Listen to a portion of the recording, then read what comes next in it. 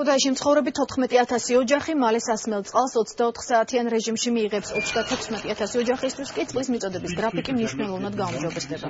მასშტაბურ ინფრასტრუქტურულ პროექტს რეგიონული განვითარებისა და ინფრასტრუქტურის სამინისტროს გაერთიანებული წყალმომარაგების კომპანია ახორციელებს.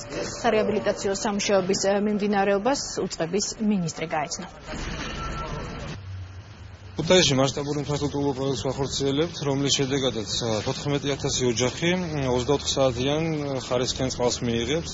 დამატებით 36,000 ოჯახი მიიღებს აგრეთვე ბევრად უკეთეს გაუმჯობესებულ გრაფიკს არსებულზე. უახლოეს მომავალში მთელი საქართველოს მასშტაბით 300,000 ადამიანი იქნება ხარისხიანი წყლით 24 საათიან რეჟიმში მომარაგებული. ეს ითქვა დაახლოებით 3 წლიანი უწყვეტი სამუშაო გრაფიკი და ეტაპობრივად მოსახლეობა ამ პროგრესს იგრძნობს. შეიძლება ითქვას, რომ ამ მოცულობის თანხების ქუთაისში დაბანდება ძირა პერიოდში არ ხდებოდა საჯარო ინფრასტრუქტურაში და ამისთვის ძალიან დიდი მადლობა ცენტრალურ ხელისუფლებას და ინფრასტრუქტურის სამინისტროს, რომლებიც ყოველკვირეულ რეჟიმში აკვირდებიან სამუშაოების მიმდინარეობას.